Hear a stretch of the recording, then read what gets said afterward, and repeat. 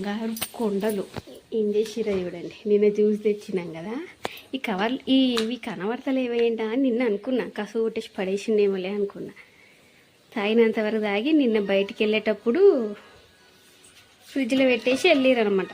కింద పెట్టుండ్రా అంటే పైన పెట్టి గడ్డలు గడ్డలు కట్టుకపోయినాయి. ఫ్రూట్ సలాడ్ ఇది. నా బంగారు కొండలు తెలివి. పైన పెట్టకండి రా అని చెప్తానే ఉంటుందా నిండా. జిలేబీలు ఏవిరా? తిన్నా. అన్నీ తినేసిరా? అన్నీ అన్ని జిలేబీలు తినేసిరా? ఒక్కటే తిన్నా.